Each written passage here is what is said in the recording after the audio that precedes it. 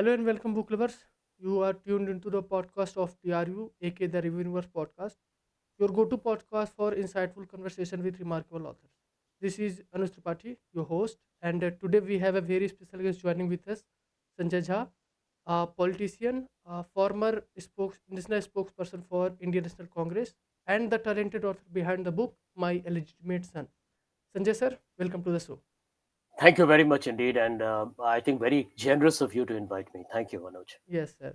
So we will directly dive into the questions by not taking too much time of yours, sir. So my first question will be regarding the book only. That what inspired you to write the book, My Illegitimate Son? Were there any specific experiences or moments that sparkle the idea of the book? Anuj, good question. Let me keep my answer short so that I can take a lot of your questions. Yeah. Um, Frankly, there was a certain incident that happened in the month of June 2021, and I think it was a very heartbreaking experience. It was an accident. It happened absolutely unexpectedly, as all accidents happen. They don't come to you with an appointment date, Yeah. and you realize, right, that all of us are so presumptuous and we take so much for granted in life. And in the flash of a moment, the blink of an eye, everything can change.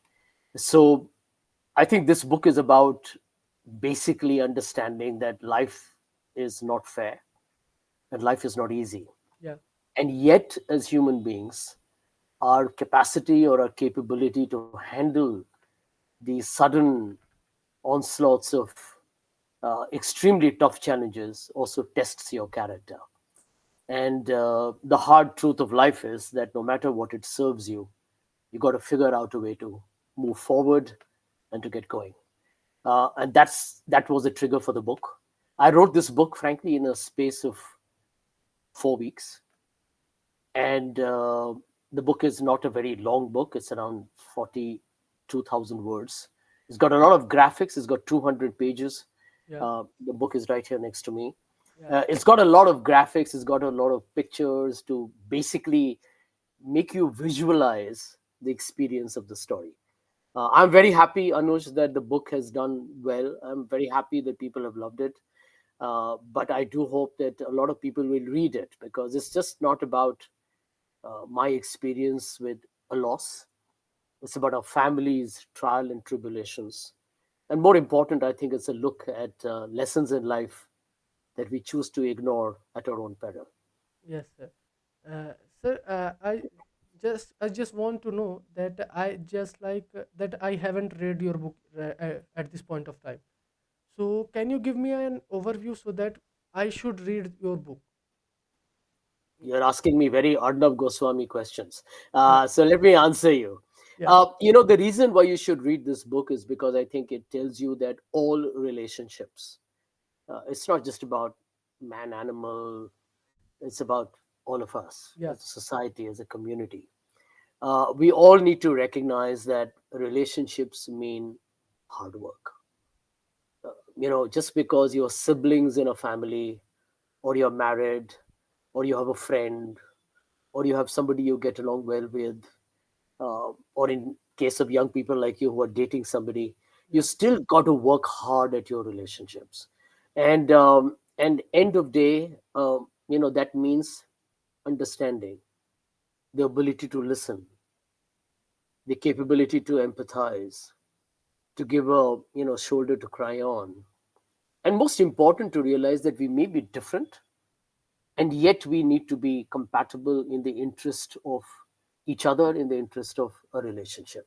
I believe what this book really, why you should read it, is because I think it tells you that Gandhi was not wrong when he said that forgiveness is the attribute of the strong. Yeah. We live in a world where we are constantly judging people good, bad, or ugly. On an Instagram filter, we decide to love somebody, we decide to hate someone. In politics, it's a very toxic world for the same reason. You're for or against. It's us Yeah. versus them.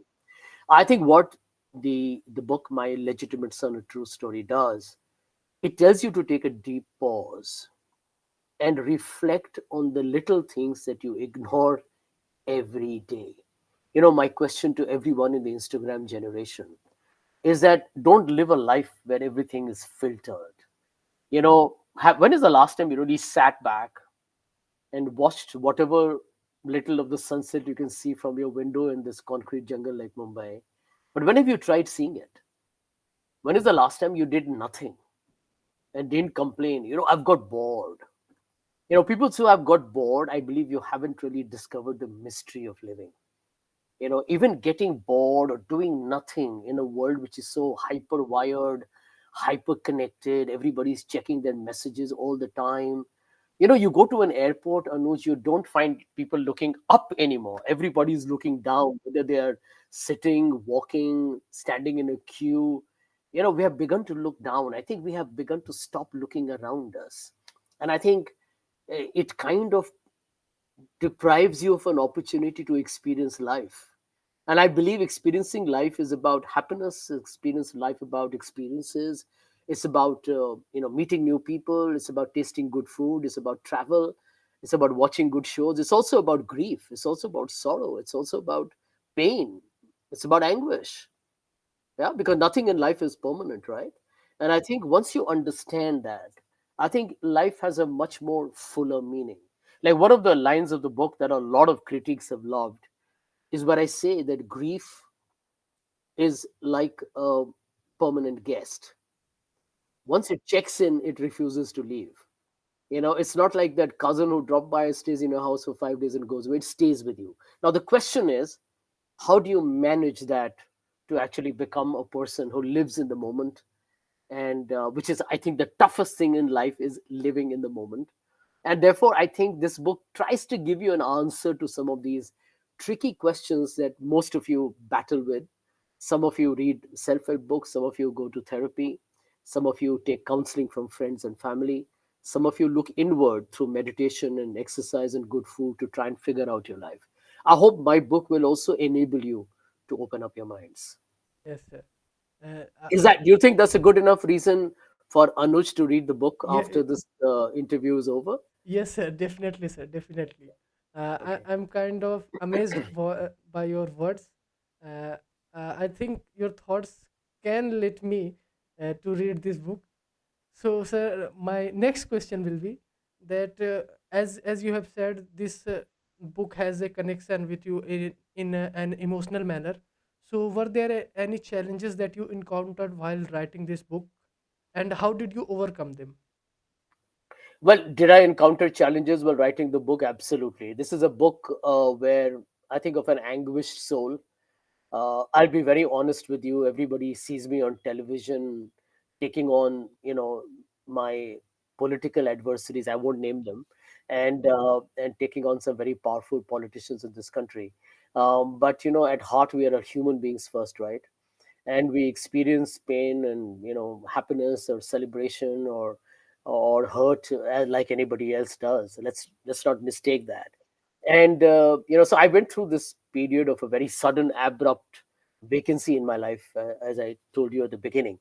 And so when I wrote this book, it's a story of one particular character who came into my family's life.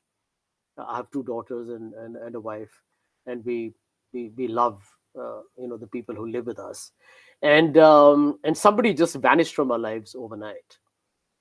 What did it mean to each one of us? What did it mean to us as a family? It was hard. Let me tell you, when you read the book, I don't want to give you any spoiler alerts, but there are a lot of surprises in the book. It's a book which somebody told me that your book is like a Rajkumar Hirani film. It's got drama, it's got tons of humor, it's got tears, and it's, I think, has some life lessons. Um, so the tough part for me while writing the book, I don't think many people know it, but people who read the book tell me that 60% of the book, the first 60% of the pages, they said we have laughed so much. It's so funny. It's so hilarious. It's so entertaining that we have never read a book which has made us laugh so much. And I'm not a stand-up comic artist, right? So I wrote it with my own style of humor. And they say the last 40% is like a wake-up call, and we see a journey so volatile and so turbulent, and how lives can suddenly be upended and uh, and be totally topsy turvy on account of maybe one character or one incident. And I think for me to be able to write the book when I was grieving, and to write a book which I think the first 60% is actually a book that will genuinely make you laugh. I don't know how I did it, to be frank with you, Anuj. If somebody asked me to write this book again, I would say, I don't know how I did this book at all. And I have no idea. I think I wrote it in a state of, probably I was like a zombie, in a state of limbo. And I wrote it, and I look back at it and I say, I actually pat myself on the back very rarely, but this time I do, which is to say, I'm glad I did it. I'm glad I wrote it. And it's lovely, when I meet recently on Instagram one young girl who reviewed the book. She said, "This is my favorite book of the year." Um, well known people from Sashi Tharoor to Simi Garewal to, Vivek Debroy, very nice people, Barkha Dutt, very nice Shobha Day. All of them read the book and said very sweet things. And I'm very humbled and touched by it. And I'm so glad I wrote the book, because I think this is a book I hope that will be read for years to come. Uh, that's something that I want to know. That as you have said, uh, you are in grief. That so that what was the writing process of the book? That using logics while writing the book, and there are also the editing process of the book. So how did you have done that things? A good question, Anuj. You see, when you write a book, and my advice to everybody watching your program, who I'm sure at some day some of you would like to be authors, is that when you write something, let the ideas just flow. Write whatever you like. You can always structure it later.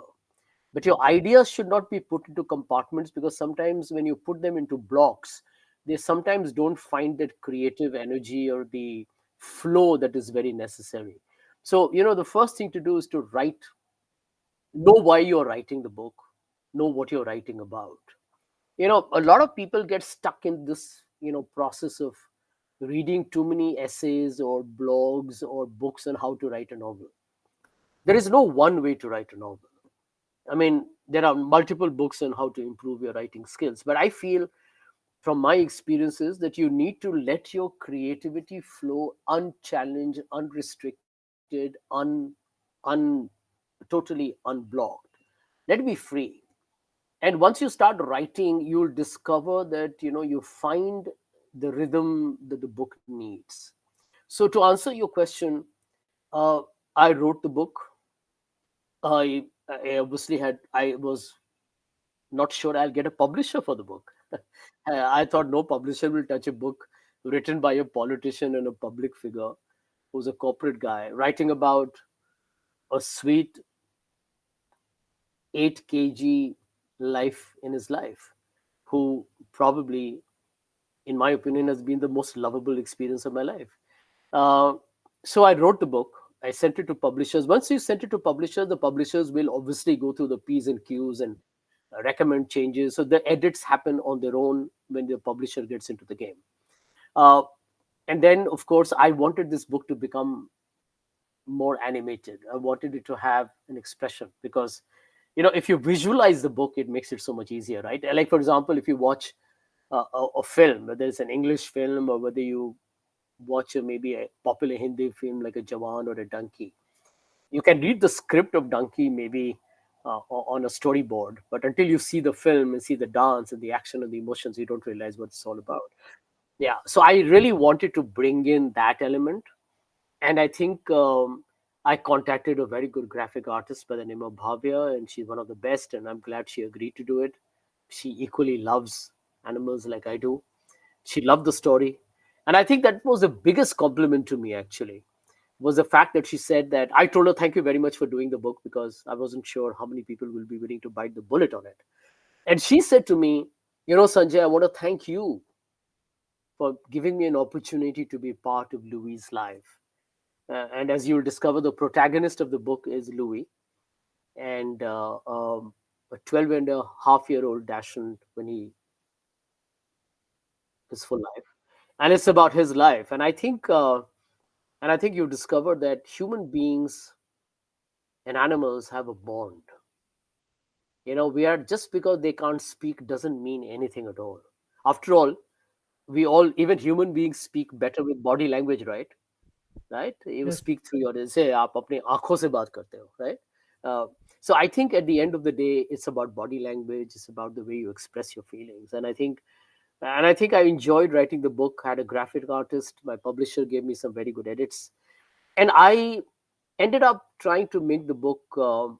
I looked at it from the point of view of anybody who's young, rather not fully experienced in life. If you ask me as to who did I have in mind as an ideal reader, right? It had to be somewhere in their mid 20s. People who have seen life and are like gung ho, hey, party time, Instagram, let's uh, rock the party. What are we doing this weekend? All kinds of gigs to attend, hangouts, maybe spending time on Tinder. I don't know what you guys do. And I think this book is meant for this generation, because I feel I've been at that age too, right? And I've got children who are at that age, and I felt this was a good way for me to share a story that will probably make this generation. Of course, the book is meant for everybody. uh, Everybody, in fact, most of the readers have also been very old as well, and middle aged as well. But I feel the young who have read it have probably taken a deep breath and begun to reflect a little quietly on what life is about, because it's not about just the things you do every day. It's about the things that you need to be sometimes prepared for. So can I be a little, I need to say this. I was asked this question by a young interviewer like you somewhere, and I said, let me tell you that you're very young people. I was also young like you once upon a time, right, in my 20s. And I feel that, do you sometimes remember the last time that you went to your mom and dad and told them how much you love them? Do you sometimes remember the fact that your dad or your mom did so much for you to make you where you are? How often do you say thank you to them? Is there a gratitude? Because I think at some point, the toughest thing when you're growing up is the fear or the inevitability Yes. of the fact that you're going to lose one, and then later on both your parents. And there is a life that you have to lead without them as well. Just imagine that, and you realize, hang on, I should be so grateful for the fact they're around, and I don't find time to call them, to chat with them, and to just give a hug, or to just say, hey, mom, that dosa you made, or that dal you made, or the khichdi you made was brilliant. And I think it's about these little things that I've really talked about. The thing that you have said regarding parents, I think I personally find it very difficult to say these things to our parents, because there are things that we haven't talked that much in our life. So as someone who is in 20s, and I just want your advice on this. If you can tell us a way so that we can directly talk to them. Well, my simple thing will be that, generation gap is just a term that is used. We are all human beings. Your parents, and you, all of us, right? What binds us together, Anuj? What is the one thing that binds a family together? The love. The love. And you'll find that we live in a world today, especially the young, I feel, that we feel that if we express love, then we are seen as vulnerable or weak. So if you tell somebody, people calculate how to say I love you, because we are like, I hope that won't make me look a little bit of a pushover. The other person will not take me for granted, or the other person will think that I'm mushy, or the other person will think that I'm just an emotional character. But when in the generation in which I grew up, Anuj, we grew up where you said what you felt, right? So if you were in college and you were dating a girl and you had massive crush on her, you didn't have the smartphone to first send a hi and then send an emoji with a heart and all that jazz. All right, you liked her at some point. You were in a, if she came out with you once or twice, most people would end up saying I love you if they really wanted to be with that person. And I don't think it hurt anybody to know that. We don't realize, right, that even when someone does not reciprocate your affections, it doesn't mean that they're feeling bad that you like them or you love them, right? But we are always in today's day and age measuring what is being said by when did somebody see my story, how long did somebody take to respond to my message, am I important because somebody is actually smiled and sent me a smiley emoji. If somebody sends you emoji you don't understand, you want to google it to find out what that means. It's a very peculiar world we are living in, and I do believe that that is really the problem. So I'm just going to tell you, you asked me what would I suggest. Tell yourself that everybody and everything in this world is impermanent. Just think about it like this, Anuj, that 100 years from now, none of us on this planet Earth will exist. No one. Yes. No one will be, everyone who's there today, from a president to a prime minister to a Bollywood actor to a Hollywood actor to you to me, none of us, our families, nobody will exist, right? What will exist is the goodwill and the memories that we create for each other, that our succeeding generations will carry forward, right? Today, for example, Gandhi was shot way Yeah. back, almost uh, 75 years ago, Yes. right? And 76 years ago. And you find that why does the legacy of Gandhi live? Because he preached love, Yeah. he preached compassion, right? And therefore, you find even in a lot of these stories that you read, there's a very popular Hindi film, I believe, I haven't seen it, where apparently a very angry, hot headed boy who was neglected by his father becomes an angry man, a misogynistic man who is a killing machine, right? I think it's called Animal. And that is the negativity that somebody pushed forward. So my whole thing is that, when you share love, when you share moments together, and you actually begin to understand the other person. See, remember, your father too was at one point like you, a young, happy-go-lucky Yeah. guy on a motorbike, right? And even your parents have a love story, whether it's an arranged or a love marriage. And we don't, we always tend to see them as they are. But try and look at your parents as what they could have been as children. In fact, there's a very interesting line in the book. Maybe let me share that with you, Yeah. where one of the things, because we have like around 5 minutes to go and I don't want to take too much of your time. No problem. uh, End of day, there is a line in the book where this guy says that even if you take one of the most deadly terrorists of our time, Osama bin Laden, right, deadly terrorist, Yeah. we all know what he did on 9/11. But once upon a time, if you look at a picture of an Osama bin Laden and when he was like 5 years old or 10 years old, do you think you would see a terrorist there? You No. would see a young, sweet boy holding maybe a cola or playing football or sitting on his mother's lap, right? Yeah. Then, even if you take Hitler's picture Yes. as a kid, he would be some harmless, innocuous guy, you know, maybe skating on an ice rink, right? So, here is the question. We change as we grow older, our innocence goes.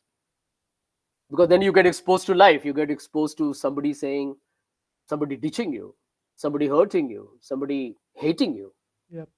somebody being jealous of you, all negative emotions, right? Anger, hate, insecurity, jealousy, competition, fear. And suddenly we realize we become older. And then we become exactly what we receive. So I just want to tell you that, when you start giving love, compassion, starting with the family, just understanding each other more. How much do you know about your own dad and mom? How much do we ask them about their own lives, their own struggles, their own chemistry, their own ups and downs? I think never. Never. And that, if you do, you discover your family itself becomes the first unit. There's such a beautiful home where most of the stories are written. I always believe that every family is a unique story. And this is my legitimate son, is a story of my, I think, very unique family, and I'm very blessed to have them. Yes. I kind of love listening to you, and it's good to listen someone who has experience of the life, and I want to learn more. So people's like you.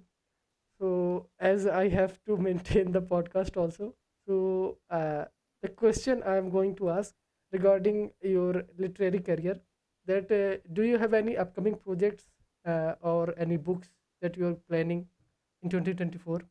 Yeah, in fact, you're asking me a very good question. First and foremost, I'm happy to share that my illegitimate son, a true story, will be featuring in this year's Jaipur Literature Festival, one of the most prestigious literature That's festivals in the great. world. So there will be a conversation on this book as well, which will be, I think on the February 5th. So if you're in Jaipur, please do come. And if Yes, sir. anybody watching this program is in Jaipur, do give me a shout, buy the book, and I'll be more than happy to have a chat with you and autograph the book or whatever.